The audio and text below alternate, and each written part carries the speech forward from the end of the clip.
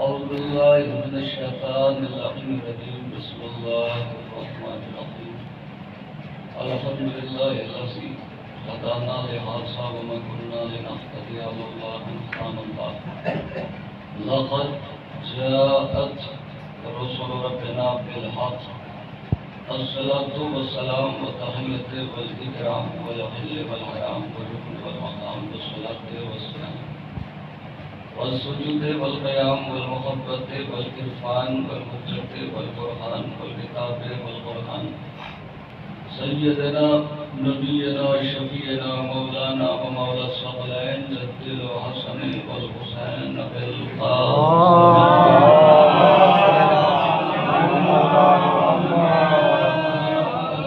الطيبين الطاهرين المعصومين المظلومين المنتخبين المنتخبين ولعنة الله على أعدائهم وقتلتهم وحسودهم ومنكر فضائلهم ومصائبهم وشجاعتهم وصحابتهم وولايتهم وأتشير مجانين من إلان إلى يوم الدين أما بعد فقد قال الله تبارك وتعالى في محكم الكتاب المجيد وفرقانه الحميد قوله الحق بالحق بسم الله الرحمن الرحيم وقرنا في بيوتكن ولا تبرجنا تبرج الجاهلية الأولى وأقمنا الصلاة وأقيمنا الزكاة وأطيعنا الله ورسوله إنما يريد الله ليذهب عنكم الرجس أهل البيت ويطهركم تطهيرا اللهم صل على محمد وآل محمد. عزیزان محترم بزرگان قوم ملت آزادارہ مصر الشہداء موالیہ محتر قرار ماشاءاللہ مولا آپ سب کو سلامت رکھے کہ آپ وقت کے ساتھ فرشی ادائے امام حسین پر آگئے وہ ان عزاداروں کی بارگاہ میں خالق کائنات سے تو جو فرشی ادائے امام حسین پر جلدی آنے کی کوشش کرتے ہیں پالنے والے سے یہ ہو سکتے ہیں ان کی دعاؤں کو جلدی مقبول کرنا پالنے والے جو تاخیر سے آتے ہیں لیکن بڑی تاخیر کے ساتھ حضور علی لاکھ لاکھ شکر ہے اس خدا کا کہ جس نے ہمارے دلوں کو ولایت علی کا مسلم بنایا خدا کا کہ جس نے ہماری آنکھوں کو امانت اللہ کا عمل رکھا لاکھ لاکھ کرم ہے اس خدا کا کہ اس نے ہمیں فرش اعضا جیسی نعمت سے نوازا یہ فرش اعضا کوئی معمولی جگہ نہیں ہے کوئی چھوٹی جگہ نہیں ہے یہ دکھنے میں فرش اعضا ہے حقیقت میں جنت ہے اگر آپ چاہتے ہیں کہ جنت چاہیں تو پہلے فرش اعضا پہ آؤ کیونکہ یہیں سے جنت کا راستہ ملتا ہے اگر آپ یہاں تک آ گئے تو سمجھ لیجئے یہاں سے جو راستہ نکلے گا وہ جنت کے لیے جاتا ہے اور اگر یہاں تک نہ آ سکے تو پھر آپ جنت تک نہیں جا سکتے کیونکہ جنت جانے کی راہ جو ہے وہ یہیں سے نکلتی ہے اس لیے نکلتی ہے کیونکہ جنت والے یہاں آ جاتے ہیں اپنی اپنی قسمت ہے کچھ شہر کے لوگوں کے ساتھ محلے کے لوگوں کے ساتھ گلیوں میں کھڑا ہونا پسند کرتے ہیں اور کچھ صاحب عقل ہیں جو نبیوں کے ساتھ بیٹھنا یہ اپنا شرف ہے کچھ ایسے ہیں جو اجنبیوں کے ساتھ رہتے ہیں کچھ ایسے ہیں جو نبیوں کے ساتھ رہتے ہیں کچھ ایسے ہیں جو باہر رہتے ہیں کچھ ایسے ہیں جو فرش اعضا امام حسین پر آ جاتے ہیں کمال ہے وہ دنیا والوں کے ساتھ رہتے ہیں ہم آسمان والوں کے ساتھ رہتے ہیں وہ زمین والوں کے ساتھ رہتے ہیں ہم آسمان والوں کے ساتھ رہتے ہیں وہ گناہ گاروں کے ساتھ رہتے ہیں ہم معصوموں کے ساتھ رہتے ہیں تو فرش اعضا امام حسین پر آئیے کمال ہے یہاں کون کون ہے ہماری آنکھیں دیکھ نہیں پاتی فرش اعضا امام حسین پر ہماری نظریں دیکھ نہیں پاتی کیونکہ ہماری آنکھوں میں وہ طاقت و قوت اور وہ بصارت نہیں ہے کہ جو ہستیاں یہاں آتی ہیں ہم انہیں دیکھ سکیں. آپ پہلے تھوڑا سا میکس دے دیجیے. میں تھوڑا سا ٹھیک کریں گا.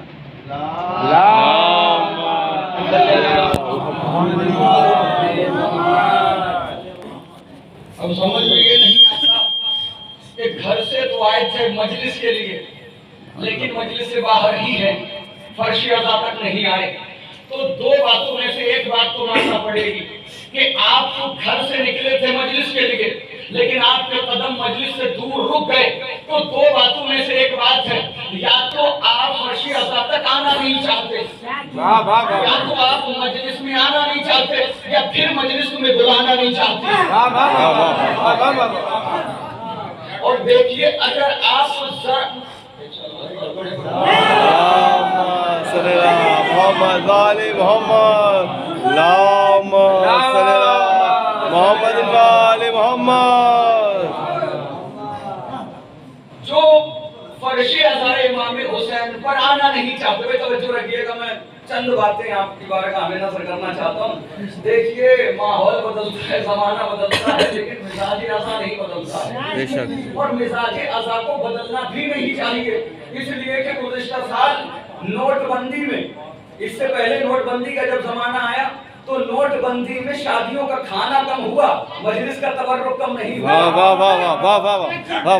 اور بانیان مجلس میں تبرک بانٹتے ہیں. دنیا یہ کہتی ہے کہ تبرک کیوں بانٹتے ہو؟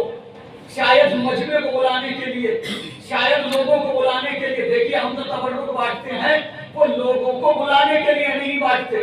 دنیا یہ سمجھتی ہے شاید مجلس میں جو مجمع جاتا ہے وہ تبرک کے لیے جاتا ہے, مجلس کے لیے نہیں جاتا. نہیں, جتنے بھی یہاں چہرے بیٹھے ہوئے ہیں, کون ہے تم میں سے جو تبرک کے لیے آیا؟ کہا کوئی بھی تبرک کے لیے نہیں آیا, سب آئے ہیں مجلس کے لیے. تبرک والے وہ ہوتے ہیں جو بعد میں آتے ہیں. کہتی ہے اگر تبرک کے لیے نہیں آتے ہیں تو تبرک بانٹا کیوں جاتا ہے؟ کہا تبرک بانٹ کے ہم دنیا کو بتاتے ہیں کہ کوئی بھی میرے حسین سے خالی ہاتھ نہیں جاتا. کوئی بھی در حسین سے بس اس وجہ سے بانٹتے ہیں کہ کوئی بھی در حسین سے خالی ہاتھ نہیں جاتا. بھیا ہم تبرک کا بھی اہتمام کیے ہیں. کہیں پر چائے کی سبیل ہے, کہیں کافی کی سبیل ہے, کہیں شربت کی سبیل ہے, کہیں بریانی ہے. یہ سب تبرک کا اہتمام کر رہے ہیں. اگر مجلس کے شوق میں نہیں آتے ہو تو تبرک کے شوق میں آ جاؤ. مجلس حسین میں, لیکن پھر بھی دیکھیے دو طرح کے لوگ ہوتے ہیں. اب میں کیا پڑھنا تھا, کیا سنانا تھا آپ نے آپ کو, لیکن کیا کروں, ماحول دیکھ کے کیا پڑھنا ہے مجھے خود نہیں پتا. آپ بولتے رہیں گے میں پڑھتا رہوں. دیکھیے بہت ماحول بدل گیا ہے خدا کی قسم. ایک زمانہ تھا کہ جب ہمیں آزادی تھی جلوس کرنے کی, مجلسیں کرنے کی, لیکن آج مشکل حالات ہیں. اتنے مشکل حالات بھی نہیں ہوئے کہ جو لوگوں نے کمر سے ہاتھ باندھے اور بیٹھ گئے, کمروں میں محدود ہو گئے. اتنے مشکل حالات بھی نہیں ہیں. کچھ لوگ ایسے ہیں جو حالات کی نظر ہو گئے, اور کچھ علی والے ایسے تھے جنہوں نے حالات کو نظر انداز کیا اور مجلسیں کی. جو ایسا کرتے ہیں یہ تو روز محشر پتہ لگے گا انہیں. تو مجلسوں میں آئیے بھائی, ابھی ایسے حالات ہوئے ہیں, ہو سکتا ہے کہ زمانہ اس سے بھی زیادہ پراشوب ہو جائے, لیکن یہاں آنا نہ چھوڑیے. فرش عطا امام حسین پر آنا نہ چھوڑیے, یہاں آئیے. کیونکہ معصوم فرماتے ہیں کہ تم جیسی زندگی میں عادت بناؤ گے مرنے کے بعد بھی ویسی ہی عادت رہے گی. محسوس کیجیے, یہ بات محسوس کیجیے. جیسی عادت آپ زندگی میں ڈالیں گے مرنے کے بعد بھی آپ کی ایسی ہی عادت رہے گی. آپ کی نظروں کے سامنے سلمان کا واقعہ ہے کہ جسے سلمان نے زندہ کیا تھا. وہ یہ کہتا ہوا قبرستان سے بھاگا ہے نا جملی, میرا اونٹ کہاں ہے, میرا اونٹ کہاں ہے, سنا ہے نا واقعہ, میرا اونٹ کہاں ہے. تو جو سلمان سے مردہ زندہ کروانے کے لیے گئے تھے انہوں نے کہا سلمان یہ تو سمجھ میں آ گیا کہ تو مردے زندہ کر لے گا, لیکن سلمان یہ سمجھ میں نہیں آیا کہ یہ تو کہہ رہا ہے کہ میرا اونٹ کہاں ہے, میرا اونٹ کہاں ہے. سلمان نے کہا جب یہ مرا تھا تو یہ فکرہ اس کی زبان پہ تھا. یہ جملہ اس کی زبان پر تھا, اب جب اٹھایا گیا ہے تو وہی فکرہ اس کی زبان پر ہے. اس کا مطلب یہ ہوا کہ زندگی میں جیسی عادت आदत बाकी रहती है। अब सुनिए, ये तो सलमान वाला वाकया है, 1000 बार आपने सुना होगा। जो मैं सुनाना चाहता हूँ वो सुनिए। देवबंद इमाम रिजा की बारगाह में पहुंचे। मोहम्मद वाले मोहम्मद। आप लोग ऐसा है कि जो नौजवान बैठे ना, आप लोग ऐसे बोलना कि बाहर वालों को लगे कि बहुत मजमा है और अच्छे से हो रही है, ताकि उनके दिल में शौक पैदा हो। सबसे ज्यादा इस तरह से बोलना ही बताते हैं। मोहम्मद वाले मोहम्मद। मजलिसों में आया कीजिए, जरूरी है यहाँ आना। कितना जरूरी है, आप अगर तारीफ कर देंगे तो हौसला बढ़ेगा। सुनिए, कैसी आदत आप यहाँ बनाएंगे, मरने के बाद भी वही आदत आपकी बाकी रहेगी। देवबंद इमाम की बारगाह में पहुंचा। इमाम ने कहा, देवबंद हमारे जज की शान में अशआर लिखे हैं। उसने कहा, मौला कसीदा भी लिखा है, सलाम भी लिखा है और मरसिया भी लिखा है। देवबंद ने सुनाना चाहा, इमाम ने कहा यहाँ ना सुना, बुलंदी पे बैठ, वहां से सुना। देवबंद बुलंदी पे गया, वहां से इमाम हुसैन की शान में उसने अशआर सुनाना शुरू किए। जैसे ही अशआर शुरू किए, इमाम ने कहा, देवबंद एक लम्हे के लिए ठहर जा। मौला तो गलती हो गई। मौला ने कहा, गलती कोई नहीं हुई, लेकिन आज के बाद से देवबंद याद रखना, जब भी हमारे जज का जिक्र करना तो पहले कहना मजमे से कि पढ़ो फातिहा। रखिएगा, ये जो मिंबर पे जाकिर जाते हैं और जाने के बाद कहते हैं रहमतुल्लाह मन क़राअल फातिहा, कि आप पहले सूरह फातिहा की तिलावत कीजिए, पहले आप सूरह अलहम्द की तिलावत कीजिए। कहता है हर जाकिर मिंबर। ये कहाँ से सुन्नत आई है? ये इमाम से सुन्नत आई। इमाम ने कहा था कि जब भी हमारे जज का जिक्र करना तो पहले पढ़वाना मजमे से फातिहा। तो मौला ने कहा, देवबंद मजमे से पहले कहो कि पढ़े फातिहा। अब देवबंद ने अशआर पढ़ने से पहले लोगों से कहा कि पढ़ो फातिहा। तो जितने भी लोग बैठे हुए थे सब ने सूरह अलहम्द की तिलावत की। जब सूरह अलहम्द की तिलावत की, इमाम ने कहा, बिस्मिल्लाह, देवबंद अब शुरू करो। लीजिए, देवबंद ने कसीदा सुनाया, सलाम सुनाया, मरसिया सुनाया। और जब जिक्र कर चुके देवबंद, बात तमाम हो गई, इमाम के पहलू में आके बैठे। इमाम से कहते, मौला माफ कीजिएगा, समझ में नहीं आया, आपने जिक्र इमाम हुसैन से पहले मुझसे फातिहा पढ़वाने के लिए क्यों कहा? इमाम ने कहा, इसलिए कि जब भी हमारे जज का जिक्र होता है तो सिर्फ वहां जिंदा नहीं आते बल्कि मुर्दे भी आते हैं। आप में शायद दम नहीं था, इसलिए आप में भी दम नहीं रहा। मौला फरमाते हैं कि हमारी जज का जहां भी जिक्र होता है वहां सिर्फ जिंदा नहीं आते बल्कि मुर्दे भी आते हैं, रूहें भी आती हैं। इमाम कह रहे हैं सिर्फ जिंदा नहीं आते, मुर्दे भी आते हैं। सिर्फ जिंदा नहीं आते, मुर्दे भी आते हैं। लीजिए, इमाम कह रहे हैं हमारे जज के जिक्र में मुर्दे आते हैं। वो कैसे मुर्दा है जो बाहर खड़े हैं यहाँ? वाह वाह वाह वाह वाह वाह वाह वाह वाह वाह वाह वाह वाह वाह वाह वाह।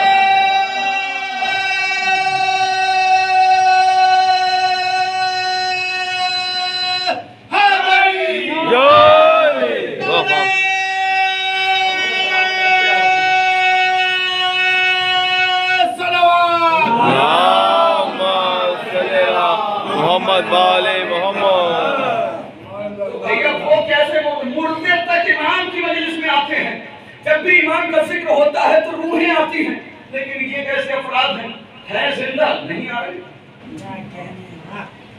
तो कुरान की आयत है, कुछ ऐसे भी हैं जो दिखने में तो जिंदा है, हकीकत में मुर्दा होते हैं। तो मासूम फर्क। और कुरान कहता है कुछ ऐसे मुर्दे होते हैं जो दिखने में तो मुर्दा है लेकिन हकीकत में जिंदा होते हैं। यही है जिनके दिल में विलायत अली होती है, जिनके दिल में इनकी मोहब्बत होती है, वो मर भी जाए तो जिंदा है।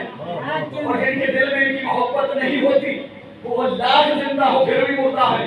तो इमाम ने कहा कि देवबंद मजमे से कहो पढ़ो फातिहा। देवबंद ने कहा, मौला मैंने फातिहा पढ़वाया, लेकिन वजह बताएं। मौला ने कहा, क्योंकि जब भी हमारे जज का जिक्र होता है तो सिर्फ जिंदा नहीं आते बल्कि मुर्दे भी आते हैं, रूहें भी आती हैं। ये सूरह फातिहा जो पढ़वाओगे मजमे से, जिक्र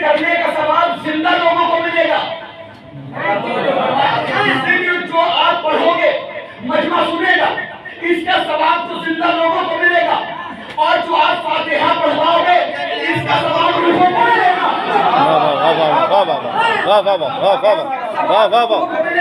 دیور حیرت کے ساتھ ہاتھوں میں لوٹے کہتے ہیں مولانا آج کے چلتے ذکر میں کیا واقعاً مردے آتے ہیں۔ امام نے کہا دیور صرف مردے نہیں آتے، انبیاء بھی آتے ہیں۔ اس نے کہا بولا باقی انبیاء آتے ہیں، انبیاء نہیں فرشتے بھی آتے ہیں۔ اس نے کہا بولا کہ باقی فرشتے آتے ہیں، مولانا نے کہا دیور صرف فرشتے نہیں آتے، ہماری جنتا بھی آتی ہے۔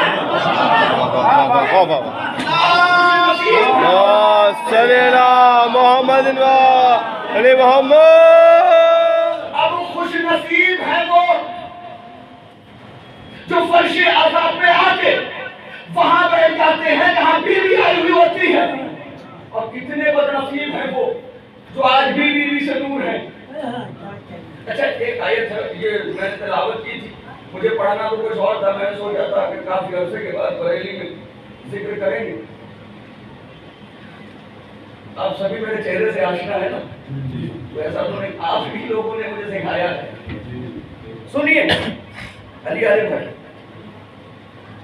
قرآن کی آیت اللہ نے فاؤنڈیشن کیا ہوا ہے۔ دیکھیے ایک بات محسوس کیجیے، چوتھے امام سے ابراہیم ابن ادہم نے کہا تھا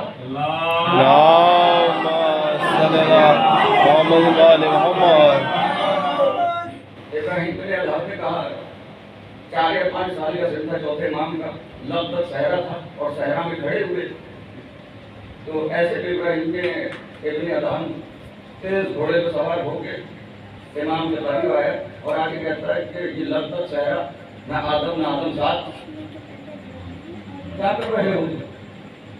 تو بچے نے کہا کہ کچھ فرائض اللہ نے ہم پر عائد کیے ہیں، ان کی ادائیگی کرنا ہے۔ ابراہیم کے ابن ادہم نے کہا کہ آپ کہاں سے رہے ہو؟ تو امام نے فرمایا من اللہ۔ کہا جا کہاں رہے ہو؟ کہا اللہ۔ چوتھے امام کا اس نے کہا آپ کہاں سے رہے ہو؟ من اللہ۔ تو چوتھے امام فرماتے ہیں من اللہ، اللہ کی طرف سے، اللہ کے یہاں سے۔ کہا جانا کہاں ہے؟ کہا اللہ، اللہ کے یہاں۔ تو کہا کہ آپ تو بڑے کم سے ہیں، بڑے چھوٹے ہیں، آپ پر تو حج واجب نہیں، پھر آپ حج کے لیے کیوں جا رہے ہیں؟ جیسے یہ جملہ کہا تو امام کہتے ہیں تم کیا سمجھتے ہو؟ بدن کے قد کی وجہ سے فریضے واجب ہوتے ہیں، بدن کے قد کی وجہ سے حج واجب ہوتا ہے۔ تو اس نے کہا یہی تو حکم ہے شریعت کا۔ امام نے فرمایا شریعت کا حکم یہ نہیں ہے بدن کے قد کی وجہ سے اعمال واجب نہیں ہوتے، عقل کے قد کی وجہ سے واجب ہوتے ہیں۔ ایک جملہ کا تو اس نے کہا کہ لیکن آپ کے پاس سواری نہیں ہے، سامان بھی نہیں ہے، اور اتنا لمبا سفر ہے، مدینے سے آپ نے مکہ جانا ہے، جائیں گے کیسے؟ تو امام نے فرمایا تھا کہ قصد میں نے کر لیا ہے، ارادہ وہاں جانے کا میں نے کر لیا ہے، اب اس کی ذمہ داری ہے پہنچائے یا نہ پہنچائے۔ ارادہ تو میں نے کر لیا ہے، قصد تو میں نے کر لیا ہے کہ میں جاؤں گا، اور میرا کام ہے کوشش کرنا۔ امام نے فرمایا کہ میرا کام ہے کوشش کرنا اور اس کا کام ہے منزل مقصود تک پہنچانا۔ تو جو مجلس حسین میں آنے کی کوشش کرتے ہیں فرش اعظم میں کھینچ لیتا ہے، اور جو آنے کی کوشش نہیں کرتے تو وہ سوچتے ہیں ہم تھوڑی دور رہیں گے، فرش اعظم اور دور کرتا ہے، اور دور کرتا ہے، اور دور کرتا ہے، اتنا دور کر دیتا ہے۔ اب سنیے یہ بات کہ آپ تھوڑا سا ارادہ کیجئے فرش اعظم آپ کو کھینچ لے گا، لیکن آپ ذرا سا دور رہنے کا ارادہ کیجئے فرش اعظم اتنی دور پہنچائے گا آپ کو کہ زندگی میں یہاں تک نہیں آ پاؤ گا۔ اب سنیے، اور دلیل ہے میرے پاس قرآن، کیونکہ خدا نے کہا ہے کہ ہم کسی بھی طرح کے رجس کو، کسی بھی طرح کی گندگی کو ان کے قریب نہیں جانے دیں گے۔ اچھا لوگ سمجھتے ہیں کہ ہم مجلس میں نہیں گئے، بڑا کام کر دیا ہم نے، تو پتہ نہیں کون سی فضیلت مل جاتی ہے انہیں جو مجلس میں نہیں جاتے، میری یہ سمجھ میں نہیں آتا ہے۔ اتنے وی آئی پی بن گئے تو مجلس میں نہیں جائیں گے، باہر رہیں گے، ہوتا نہیں ہوتا ہے۔ کتنے اپنے آپ کو کیا پیش کرنا چاہتے بھائی؟ مجلس سے باہر رہتے، مجلس میں نہیں آتے۔ آپ مجھے بتاؤ ہماری اور تمہاری پہچان ہے کس سے؟ صرف فرش اعظم سے، صرف مجلسوں سے، صرف ماتم سے، صرف حسین سے۔ یاد رکھیے گا انہی کی وجہ سے ہمیں پہچان ملی ہے. اگر جس دن ہم اس سے دور ہو گئے ہماری پہچان بھی کھو جائے گی. صرف اس کی وجہ سے دنیا میں ہم پہچانے گئے. اور اگر ہم اسی سے دور ہو گئے تو پھر کبھی زندگی میں ہم پہچانے نہیں جا سکتے. تو اس کی وجہ سے اب ہوتا ہے لوگ سمجھتے ہیں ہم جائیں گے نہیں. کبھی کبھی ایسا ہوتا ہے کہ فرش اعلیٰ بلاتا بھی نہیں. آپ کوشش کرو گے کھینچ لے گا, اور اگر آپ ارادہ نہیں کرو گے تو فرش اعلیٰ تک آپ جا نہیں سکتے. اور کہیں کہیں پر نہ آنے والے کی مجبوری ہوتی ہے, نہیں آتا. لیکن کبھی کبھی ایسا ہوتا ہے کہ انسان گناہ ایسے کر دیتا ہے کہ فرش اعلیٰ تک نہیں آ پاتا. اور سنیے, قرآن میں حکم ہے کہ اللہ نے کہا ہے کہ ہم کسی بھی طرح کے رجس کو, گندگی کو اہل بیت کے قریب نہیں جانے دیں گے. اور بھیا رجس کو, گندگی کو کے قریب نہیں جانے دے گا, اس نے یہ دعویٰ کر لیا ہے. اور جتنی بھی طہارتیں ہیں, ایمان کا پہلا ہی حصہ ہے طہارت. پہلا حصہ کیا ہے؟ طہارت. جو جتنا پاک و پاکیزہ ہوگا وہ ان سے اتنا ہی زیادہ قریب ہوگا. توجہ ہے, جو جتنا طیب و طاہر ہوگا وہ اتنا ہی زیادہ ان سے قریب ہوگا. اب معصوم کیا فرماتے ہیں؟ خدا نے کیا کہا ہے کہ ہم نجاست کو ان کے قریب نہیں جانے دیں گے, غلاظت کو ان کے قریب نہیں جانے دیں گے, کسی بھی طرح کے رجس کو ان کے قریب نہیں جانے دیں گے. اب اگر کوئی تھوڑا گندا ہے تو تھوڑا دور ہے, زیادہ گندا ہے تو اور زیادہ دور ہے, اور کوئی تھوڑا پاک ہے تو تھوڑا قریب ہے, کوئی اور زیادہ پاک ہے تو اور زیادہ قریب, کوئی بالکل پاک ہے تو فرش اعلیٰ پہ ہے.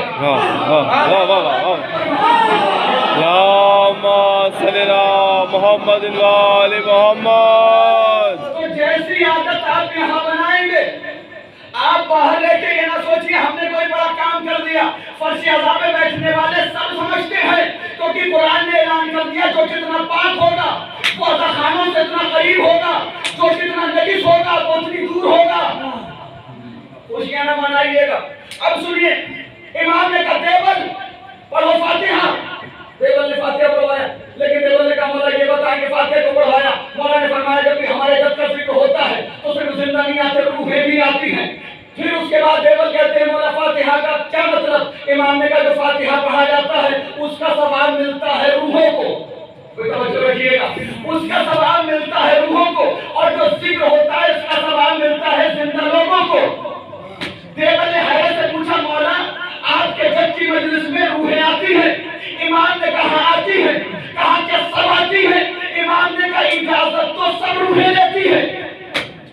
امام نے فرمایا اللہ سے مجلس حسین میں جانے کے لیے سب روحیں اجازت مانگتی ہیں, مگر ہر روح مجلس میں نہیں آ پاتی. لیکن حسین کے صدقے میں اللہ سب کو اجازت دیتا ہے. اگر تم نے میرے حسین کو وسیلہ بنا کے زمین پر جانے کا قصد کیا ہے تو جاؤ مجلس میں. جو اچھی روحیں ہوتی ہیں وہ عقیدت میں آتی ہیں, جو برے لوگوں کی بری روحیں ہوتی ہیں وہ عذاب سے بچنے کے لیے آتی ہیں. عذاب سے بچنے کے لیے کہ مجلس میں جائیں گے اتنے وقت عذاب سے بچ جائیں گے. تو اجازت امام فرماتے ہیں سب کو ملتی ہے.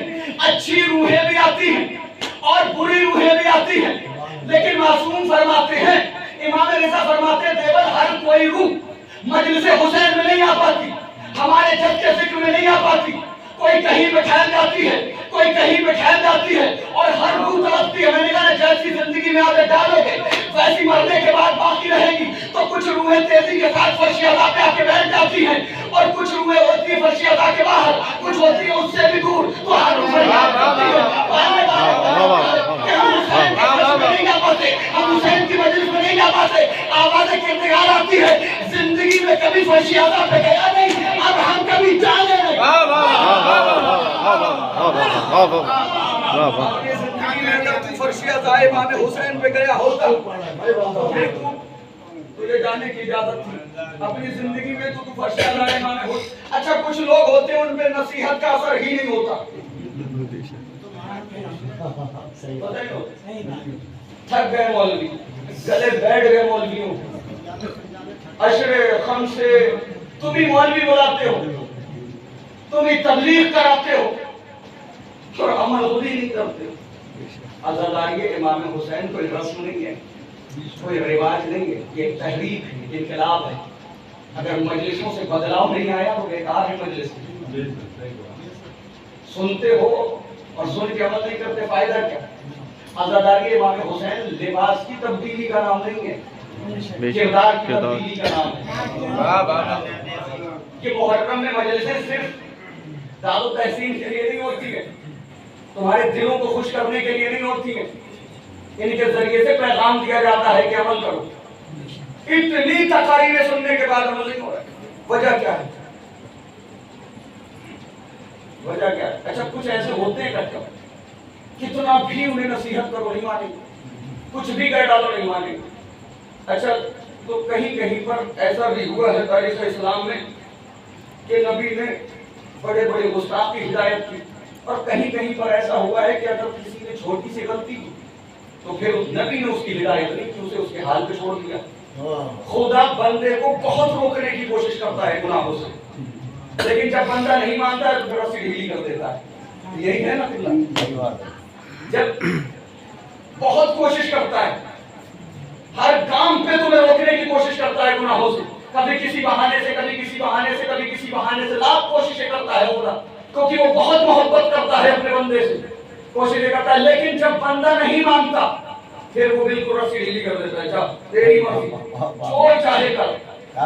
اور لوگ کرتے کرتے فرعون بن جاتے ہیں، جن کی رسیاں ڈھیلی ہو جاتی ہیں لوگ پھر فرعون بن جاتے ہیں، یزید بن جاتے ہیں، حامان قارون جیسے بن جاتے ہیں. رسی ڈھیلی کر دیتا ہے جب دیکھ لیتا ہے یہ سننے والا نہیں، یہ سدھرنے والا نہیں، یہ ماننے والا نہیں. اچھا ایسے ہی بس میں پیغمبر میں بھی تھے کچھ، نبی کی صحبت میں بیٹھتے ہیں، نبی کے ساتھ رہتے ہیں، نبی کی باتیں سنتے ہیں، نبی سے نصیحتیں سنتے ہیں، لیکن سدھرے نہیں. ویسے نہ بنو اللہ کے لیے. اگر قربت معصوم تمہیں میسر ہوئی ہے، فرش ادائے امام حسین تمہیں میسر ہوا ہے، غازی کا علم تمہیں میسر ہوا ہے، حسین کی زری تمہیں میسر ہوئی ہے، ان کا ذکر تمہیں میسر ہوا ہے، تو اس کے صدقے میں اپنے آپ کو سنوارنے کی کوشش کرو، اپنے آپ کو بدلنے کی کوشش کرو. اور اگر یہاں پر اثر نہیں ہوا تو پھر کہیں اثر نہیں ہوگا. آج تم نظر انداز کر رہے ہو، روزے محشر وہ نظر انداز کر دیں گے. اب سنیے، کچھ لوگ ہوتے ہیں لیکن ان پہ اثر نہیں ہوتا. اثر کیوں نہیں ہوتا وہ سن لیجئے. نبی کی بارگاہ میں ایک شخص آیا، نبی کے پاس آیا، نبی سے کہنے لگا یا نبی اللہ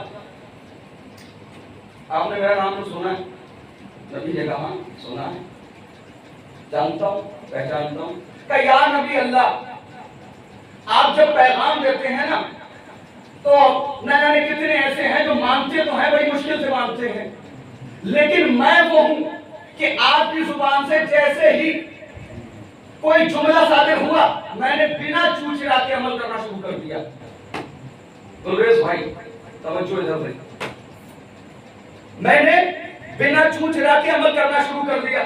آپ نے کہا کہ نماز پڑھو، یا نبی اللہ میں نے ایک لمحے کے لیے بھی نہیں سوچا، میں نماز پڑھنا شروع کر دیا. آپ نے کہا کہ روزہ رکھو، میں نے ایک لمحے کے لیے نہیں سوچا اور روزہ رکھنا شروع کر دیا. آپ نے کہا حج پہ جاؤ، میں نے ایک لمحے کے لیے نہیں سوچا اور حج پہ چلا گیا. آپ جیسا کہتے رہے میں کرتا رہا. یا نبی اللہ کیا اجازت ہے کہ ایک کام میں آپ سے کہوں اور آپ اس میں مجھے اجازت دے دیں؟ نبی نے کہا مطلب، کیونکہ آپ جو کہتے رہے میں کرتا رہا، آپ نے جیسا جو بھی کہا اس سے میں نے مان لیا، لیکن ایک بات آپ میری مان لیں. تو نبی نے کہا بتاؤ کیا بات ہے؟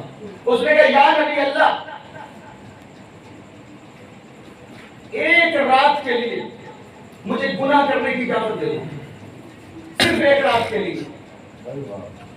سوائے المحرقہ میں یہ روایت ہے، ایک رات کے لیے گناہ کرنے کی، غلط کام کرنے کی اجازت دے دو. یہ ممبر کی شائستگی سے میں نے یہ لفظ کہا، ورنہ اس کا لفظ تو دوسرا تھا.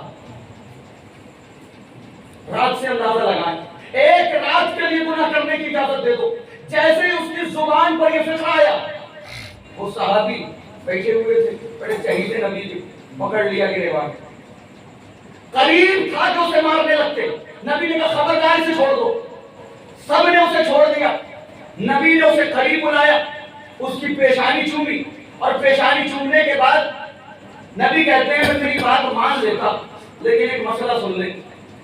اس نے کہا نبی اللہ بتائیں. کہا دیکھ میں ہوں نبی اور میرا جملہ بنتا ہے سیرت, میرا قول بنتا ہے سیرت. اگر آج میں نے ایک رات کے لیے تجھے اجازت دی تو صرف اکیلے تجھے اجازت نہیں ملے گی, اور بھی جتنے مرد ہیں سب کو ایک رات کی اجازت ملے گی. اگر تو دوسروں کی ناموس کے ساتھ غلط کرے گا تو دوسرے مرد تیری ناموس کے ساتھ غلط کریں گے. تو یہ سیرت بن جائے گی. جیسے ہی نبی نے جملہ کہا فوراً قدموں پہ گر گیا. یا نبی اللہ مجھے معاف کر دے. کتنا بےہودہ مطالبہ کر بیٹھا تھا. یا نبی اللہ معاف کر دے, یا نبی اللہ معاف کر دے. اتنا بڑا گستاخ تھا, کس طرح کی نبی سے اجازت مانگ رہا تھا.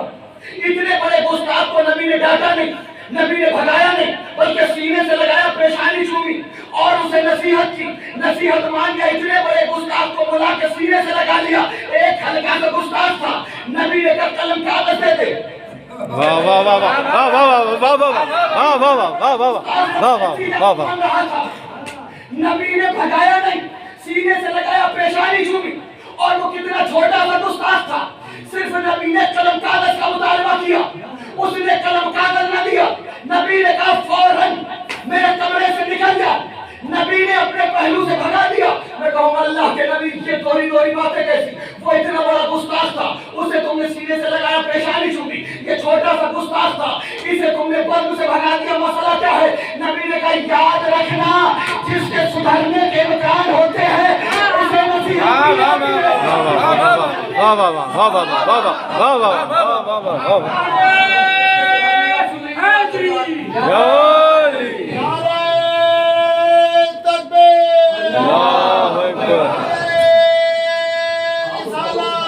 یا رسول اللہ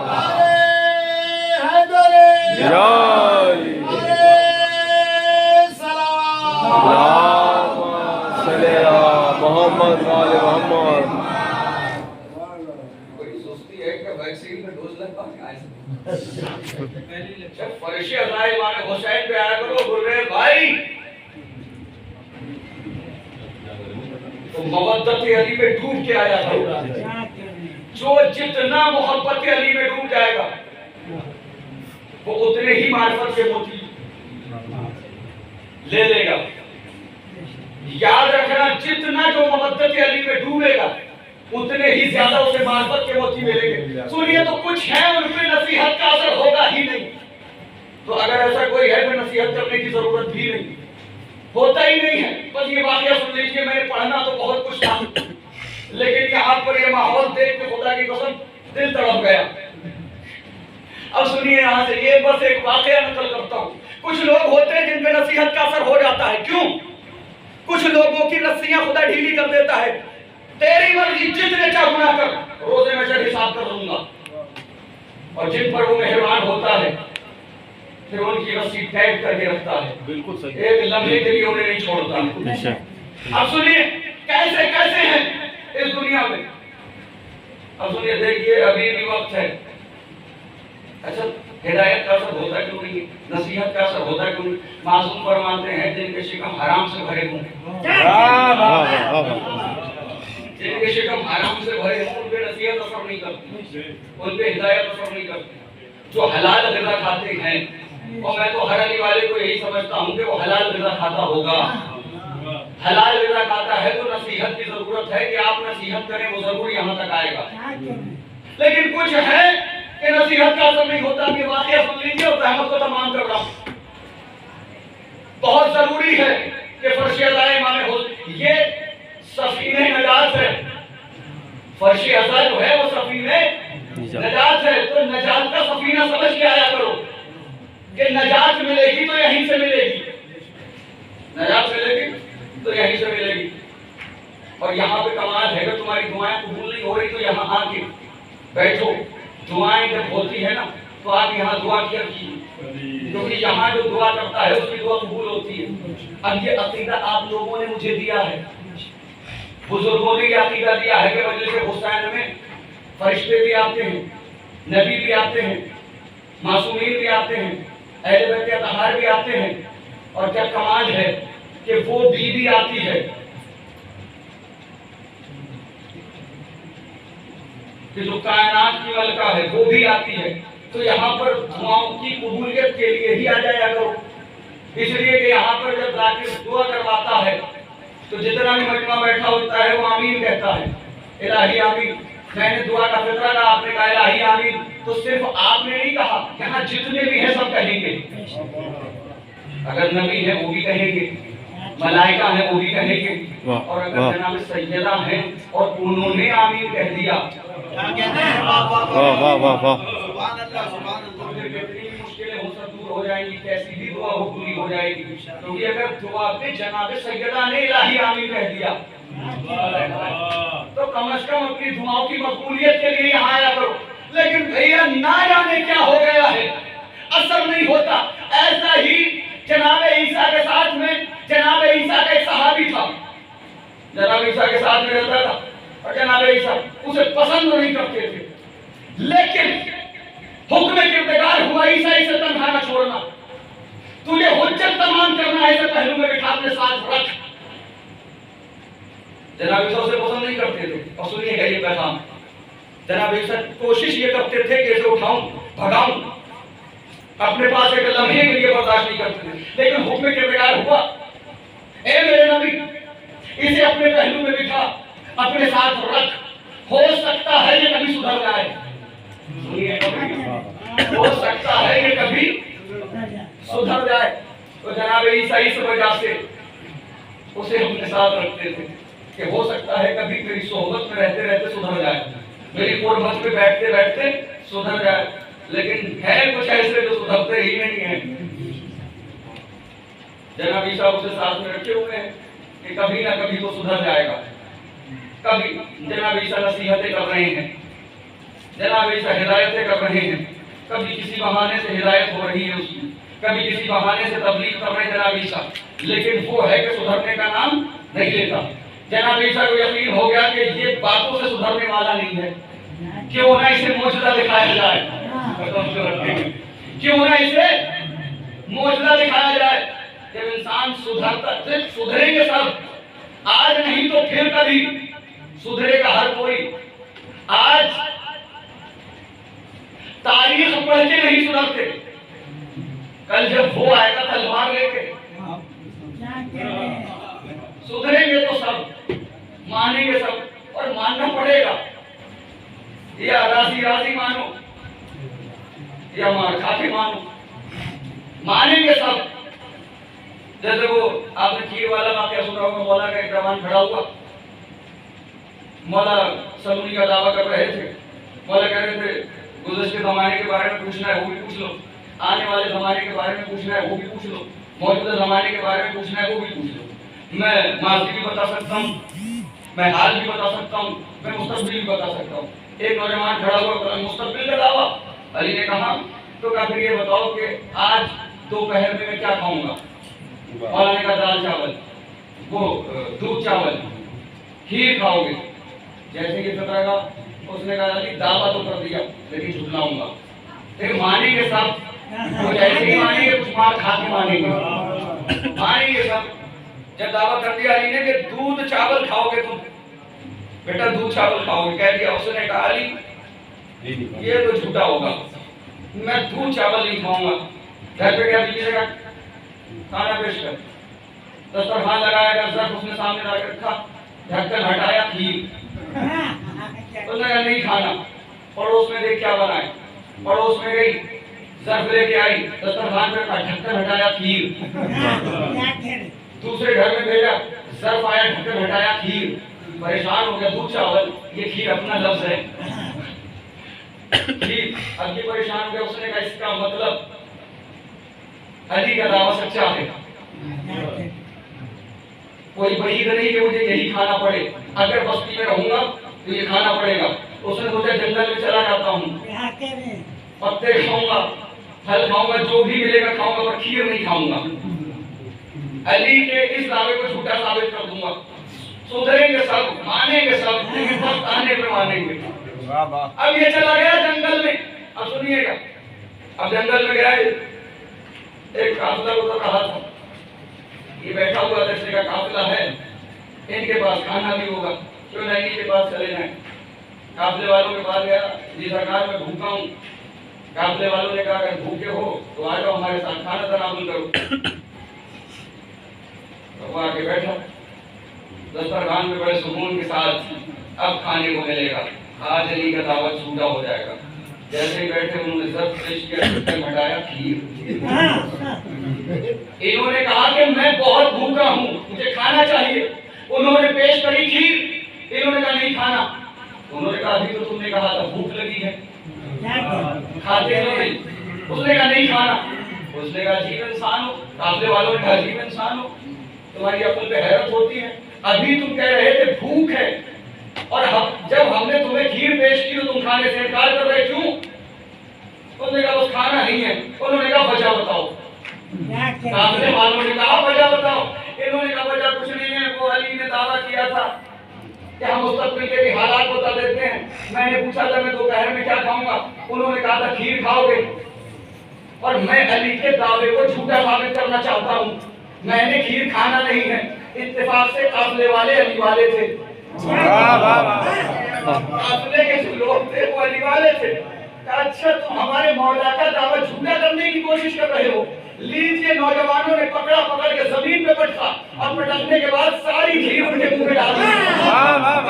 کھیر بھی کھاتے جا رہے تھے, مسکرا بھی رہے تھے. اب جب وہاں سے آئے, علی سے سامنا ہوا تو علی دیکھ کے مسکرائے. مولا نے کہا ماننا تو سب کو پڑے گا, کچھ ایسے ہی مان لیتے ہیں, کچھ مانے کے سب. اب جناب عیسیٰ اسے ساتھ میں رکھے ہوئے ہیں. سنیے یہ پیغام, آخری بات اور رحمت کو تمام کر رہا ہوں. جناب عیسیٰ شاید آج سدھر جائے, لیکن سدھرنے کا کوئی امکان نہیں. جناب عیسیٰ نے اسے بھگانا چاہا, آوازیں کرتے گا رہا ہے یہ اللہ کے نبی سے بھگا نہیں, اسے اپنے پاس رکھ, شاید سدھر جائے گا, تو اپنی حجت تمام کر. جناب عیسیٰ نے اسے اپنے ساتھ رکھا. باتیں کر رہے ہیں, نصیحتیں کر رہے ہیں. گنڈے صاحب میری طرف توجہ دیں, نصیحتیں کر رہے ہیں, لیکن سدھرنے کا کوئی امکان نہیں. تو جناب عیسیٰ نے کہا یہ باتوں سے نہیں سدھرے گا, ہو سکتا ہے یہ معجزوں سے سدھر جائے. جناب عیسیٰ نے کہا میرے ساتھ سیر کرے گا. اس نے کہا اللہ کے نبی آپ کے ساتھ سیر ضرور. اب جناب عیسیٰ کے ساتھ یہ نکلا سیر کے لیے.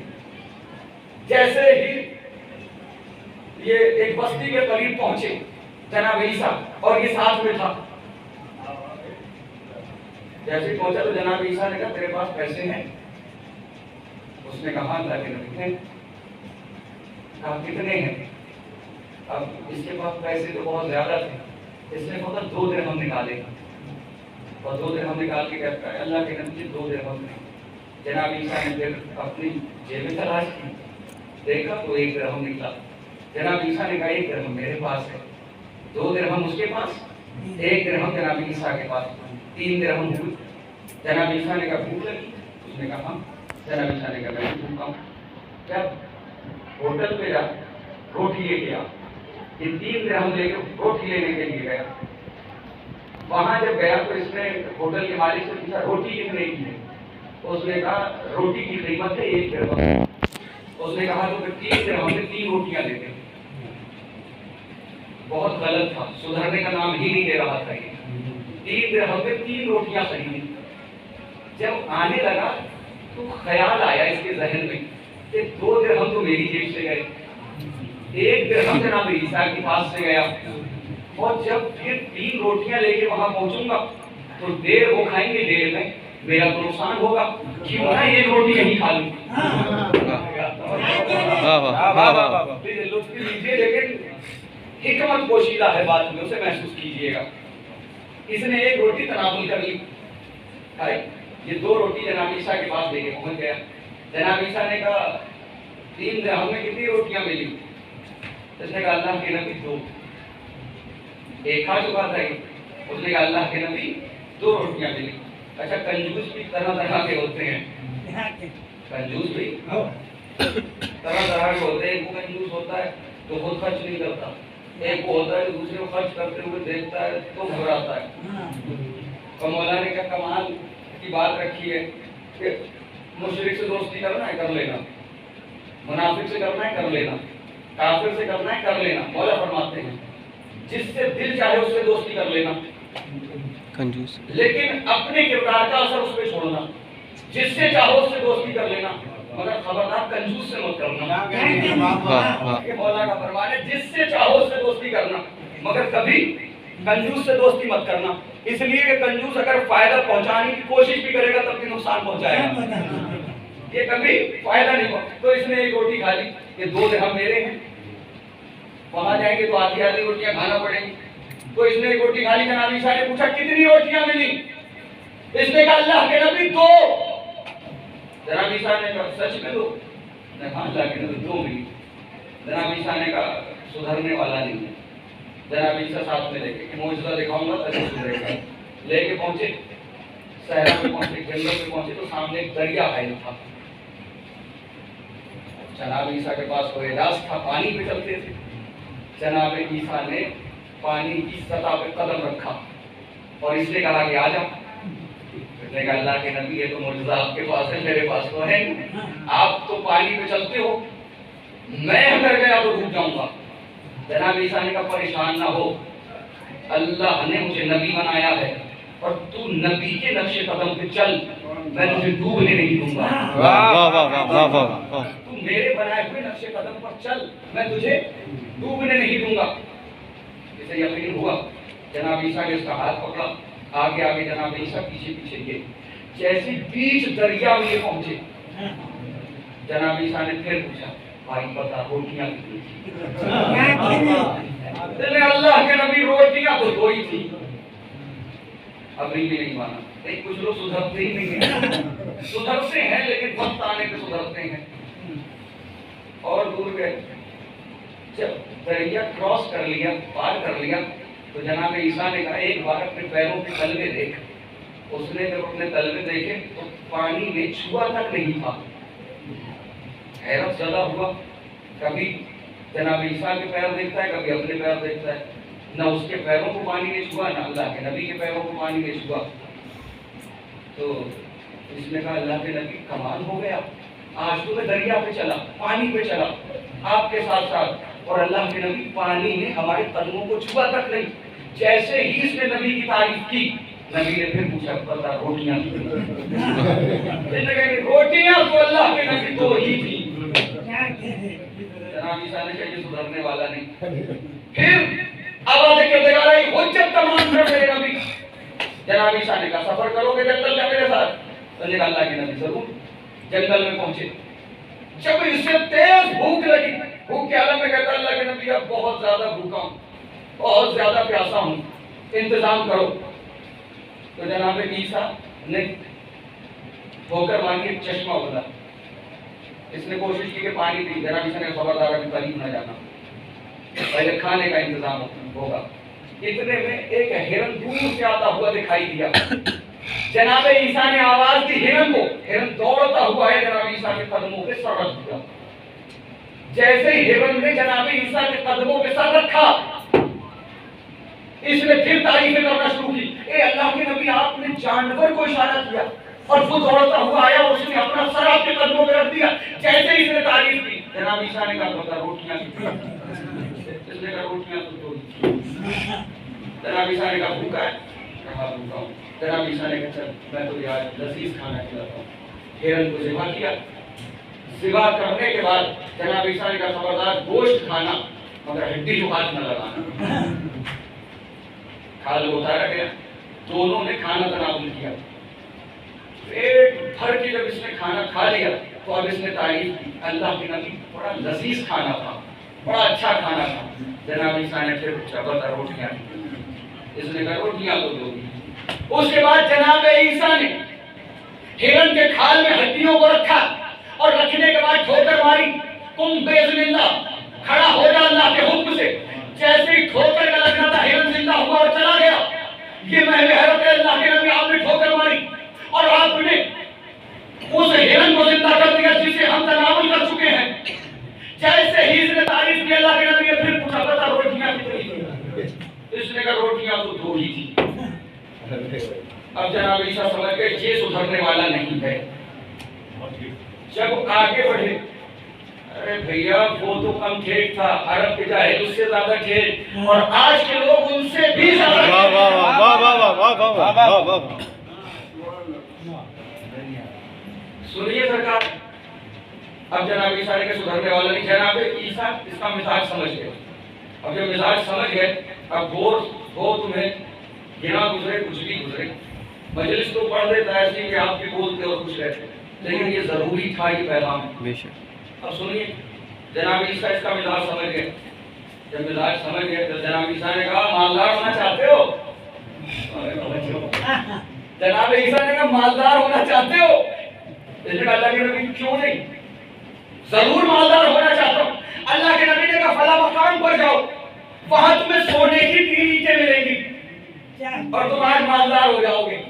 یہ دوڑتا ہوا گیا، اب جب مقام پہ پہنچا تو اسے واقعی 3 سونے کی اینٹیں ملی، اس نے 3 اینٹیں اٹھائی اور دوڑتا ہوا جناب عیسیٰ کے پاس آیا، اے اللہ کے نبی آج تمہیں مالدار ہو گیا، آج تمہیں مالدار ہو گیا، آج تمہیں غنی ہو گیا، آج تمہیں مالدار ہو گیا، آج تمہیں مالدار ہو گیا، اتنا سب کچھ آپ نے دے دیا۔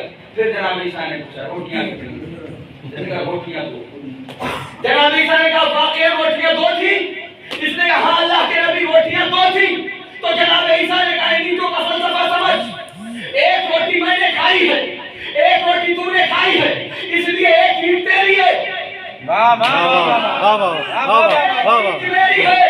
اس نے کہا لیکن یہ تیسری، جناب عیسیٰ نے کہا جہاں سے اٹھا کے لایا وہیں پہ ڈال دے، یہ کسی اور کے کام آئے گی، کیونکہ ایک روٹی تیری، ایک روٹی میری، ایک روٹی تو نے کھائی، ایک روٹی میں نے کھائی، اس لیے ایک اینٹ تیری ہوئی، ایک اینٹ میری ہوئی۔ جیسے ہی جناب عیسیٰ نے کہا اللہ کے نبی مجھے معاف کرنا، اب تک میں جھوٹ بول رہا تھا، روٹیاں 2 نہیں روٹیاں 3۔ اس نے کہا اللہ کے نبی روٹیاں 2 نہیں روٹیاں 3 تھی، اے اللہ کے نبی میں نے 2 روٹیاں کھائیں، آپ نے 1 روٹی کھائی، تو میرے حصے میں 2 اینٹیں آنا چاہیے۔ جیسے اس نے 2 اینٹیں اٹھائیں، جناب عیسیٰ نے تیسری اینٹ بھی اس کے حوالے کر دی، لیکن یہ کہتے کہ خبردار آج کے بعد سے میرے قریب مت آنا، میرے پہلو میں نہ بیٹھنا، میری صحبت میں نہ رہنا، میرے قریب نہ آنا۔ اور یہ کہہ کے جناب عیسیٰ نے اسے بھگا دیا، اتنی دور کر دیا۔ اس کے بعد لاکھ کوشش کی، لیکن اللہ کے نبی نے اسے کبھی بھی اپنی زندگی میں اپنے قریب نہیں آنے دیا۔ یہی مسئلہ ہے، یہ محرم ہوتا کیوں ہے، یہ مجلسیں ہوتی کیوں ہے، یہ ذاکراتیں کیوں ہے، یہ خطیب سناتے کیوں ہے۔ کبھی سلمان کا ذکر سناتے ہیں، کبھی کمبر کا ذکر سناتے ہیں، کبھی مرزا کا ذکر سناتے ہیں، کبھی حسن کا ذکر کرتے ہیں، کبھی حسین کا ذکر کرتے ہیں، کبھی علی کا ذکر کرتے ہیں، کبھی کوئی تقریر کر رہا ہے، کبھی کوئی خطابت کر رہا ہے۔ کیوں کر رہا ہے؟ اس لیے کر رہا ہے تاکہ تمہارا عمل بدلے، تاکہ تمہارا کردار بدلے۔ اور اتنے مولوی بلانے کے بعد، اتنے خطیب بلانے کے بعد اگر تمہارے کردار میں بدلاؤ نہیں آیا تو مان لیجئے آپ نے ماہ عزا میں ریاکاری کی ہے۔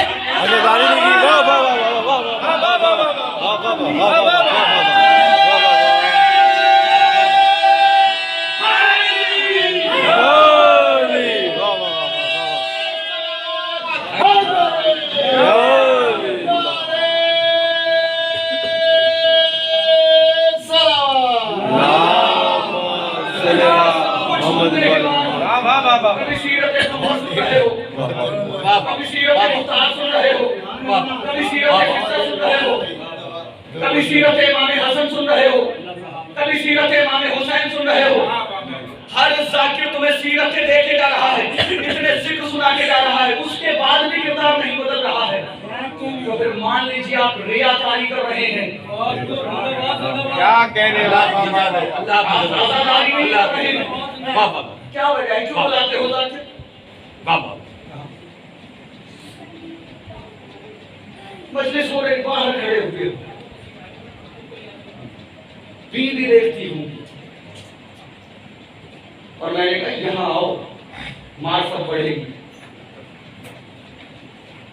دیکھیے مسئلہ پتہ کیا ہے، ہمارے سر پہ یہ لگ گیا نا، ہمارے والدین جو تھے نا انہوں نے ہمیں بچپن ہی میں کی محبت دی، یہاں آنے کی عادت ڈال دی۔ اب ہم نے سوچا کہ یہ ہمارے ہیں، جائیں یا نہ جائیں, کچھ کریں یا نہ کریں, بس یہ سوچ کی. اب کچھ نہیں کرنا ہمیں. مولا فرماتے ہیں ایک شخص آیا مولا کی بارگاہ میں, اس نے کہا مولا میں آپ کا شیعہ ہوں. مولا کائنات نے کہا شیعہ نہیں ہے. اس نے کہا مولا میں آپ کا سچا شیعہ ہوں. مولا نے کہا نہیں ہے. اس نے کہا نہیں مولا میں آپ کا شیعہ ہوں. مولا نے کہا نہیں ہے. مولا نے کہا اگر تو ہمارا شیعہ ہوتا, جب ہم منع کر رہے ہیں تو مان لیتا.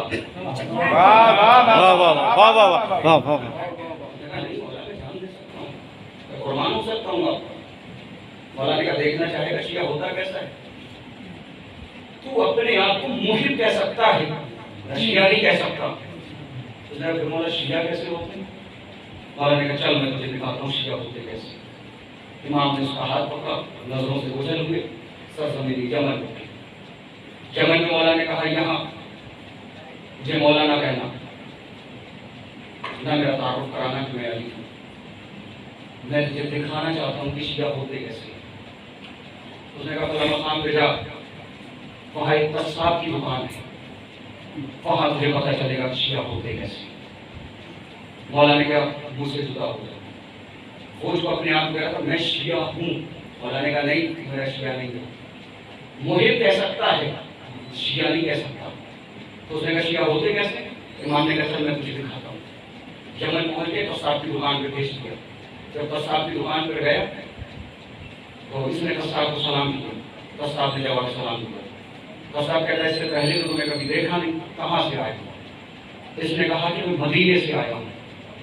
جیسے ہی اس نے کہا کہ میں مدینے سے آیا ہوں اور قصاب نے لفظ مدینہ سنا, فوراً دکان سے نیچے اترا.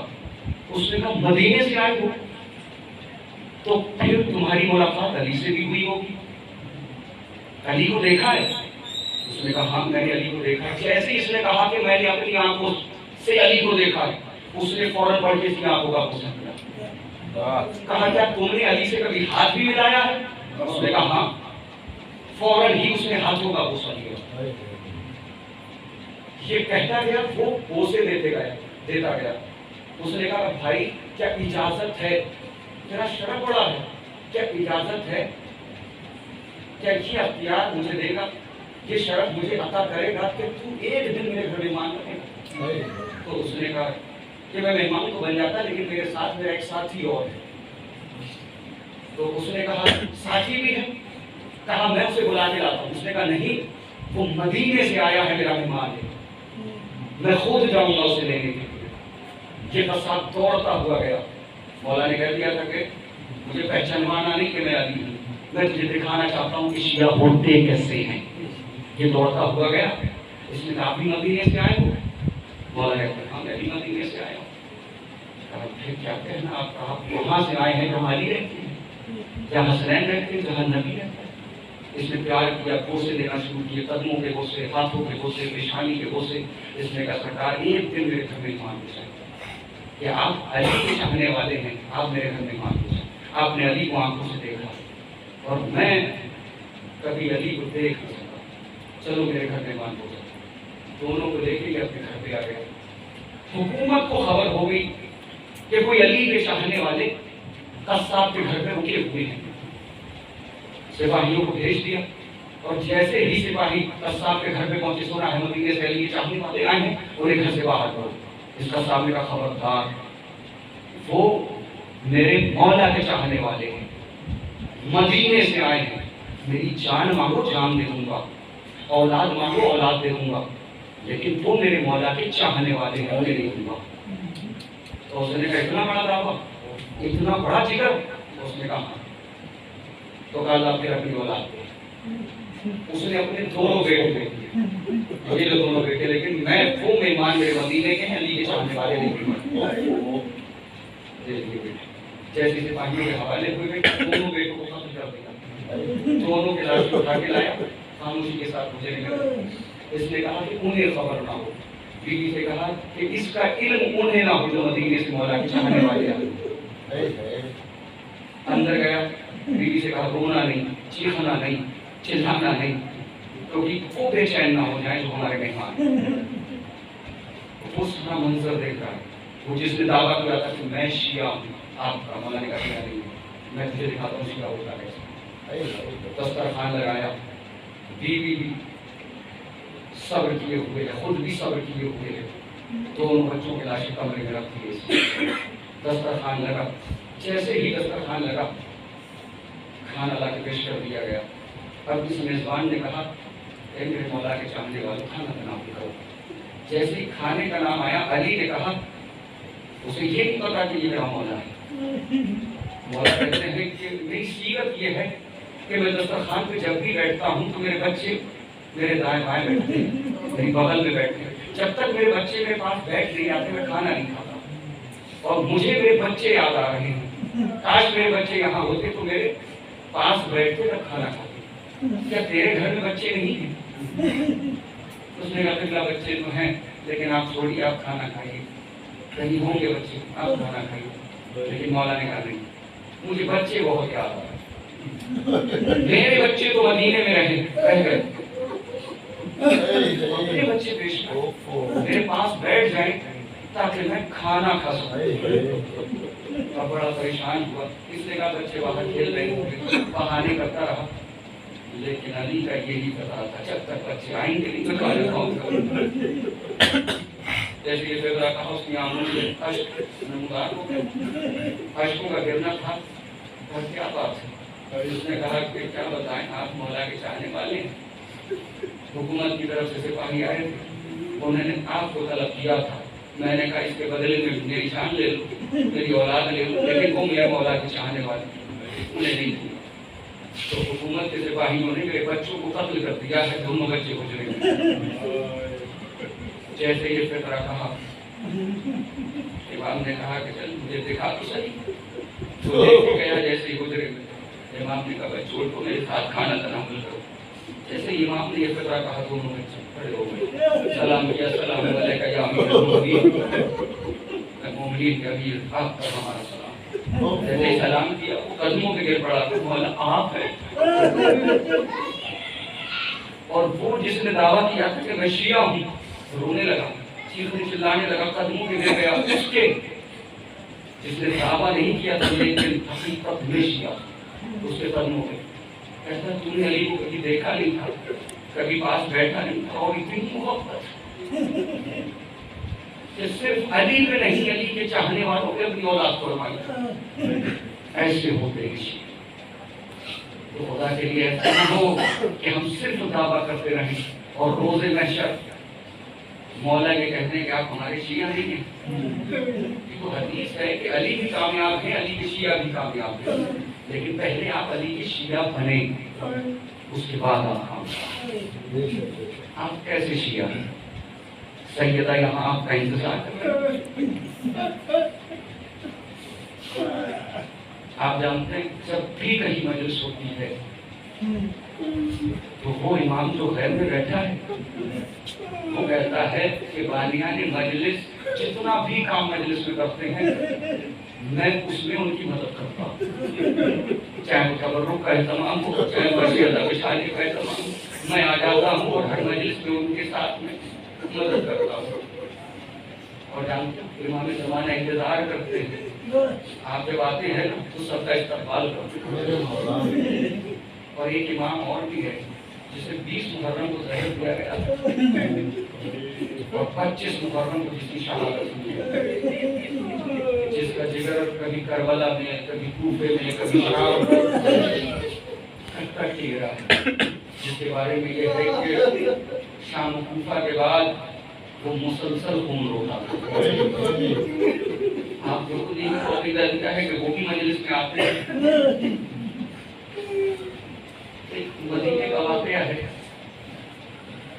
ذاکرین بیان کرتے ہیں، ایک شخص آیا، اس نے امام سے کہا مولا میرے بیٹے کی شادی ہے، آپ میرے گھر تشریف لائیں۔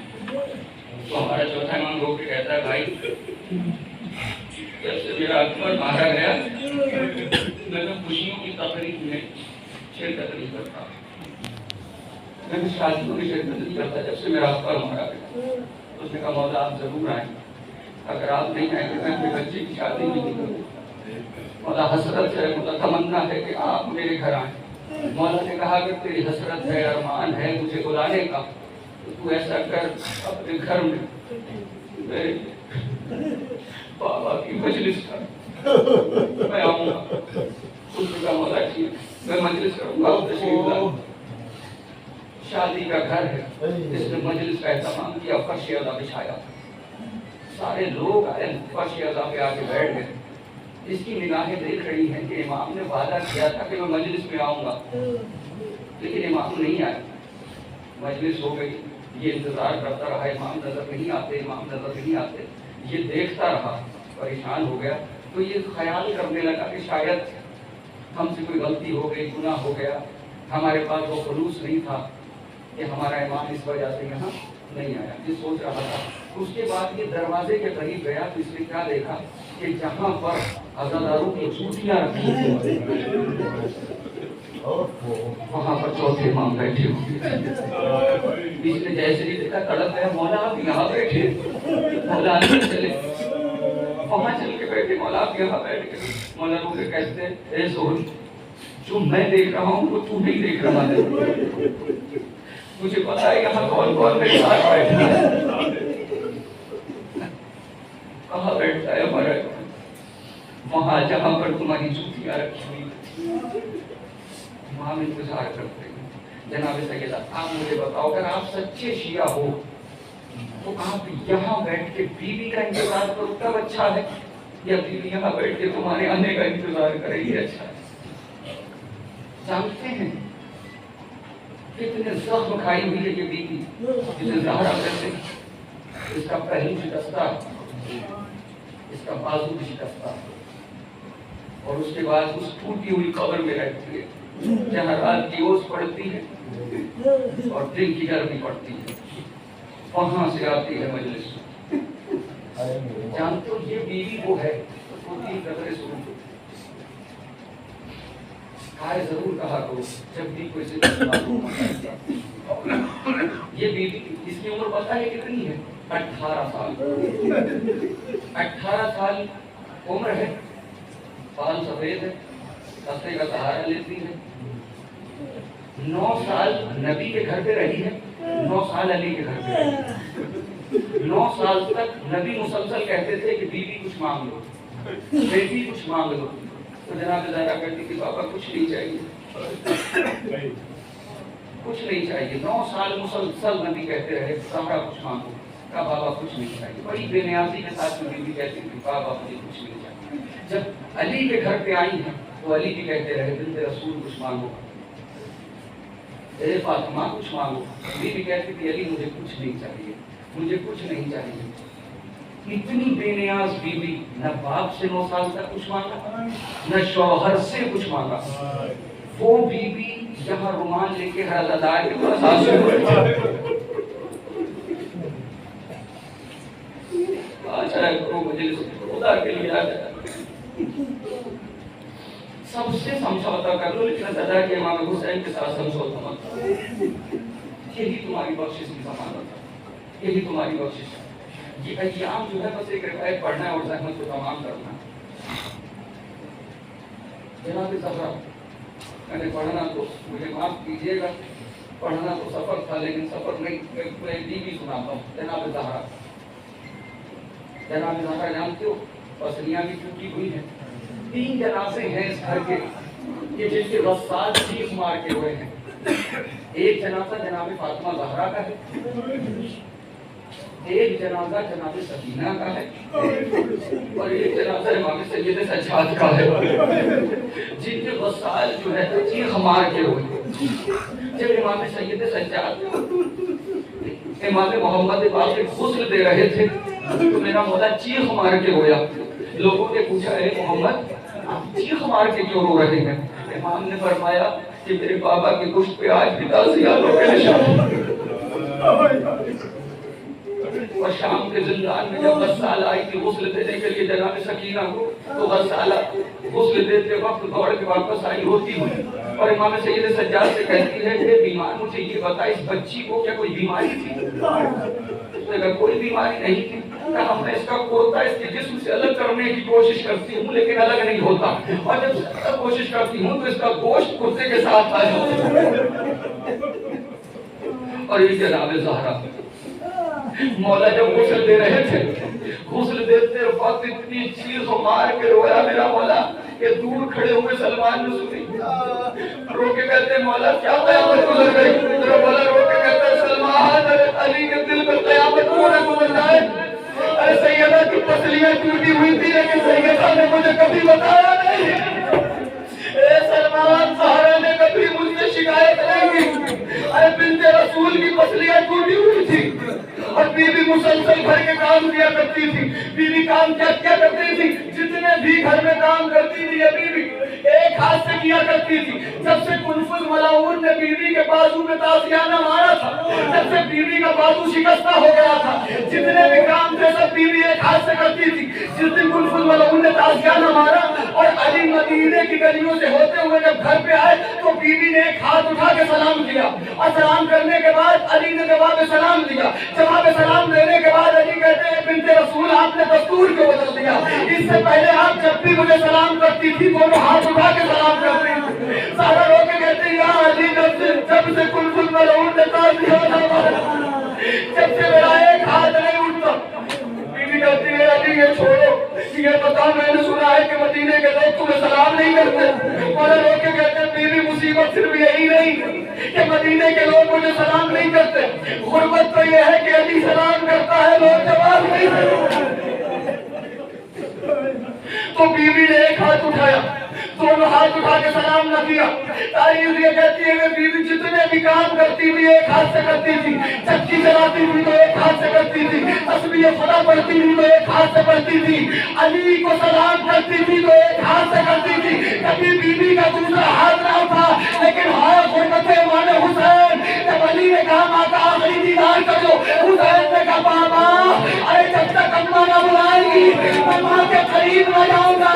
بندے کا من ٹوٹے وہ ہاتھ جو تسبیح کے لیے نہ اٹھا، علی کو سلام کے لیے نہ اٹھا، دونوں ہاتھ اٹھے آ میرے حسین ماں کی آگوش سے لگا، امام حسین ماں کی آگوش سے لگا، اے اماں آپ نے مجھے بلایا میں آ گیا، لیکن اے اماں کربلا کے میدان میں میں جب آپ کو بلاؤں تو آپ بھی الگ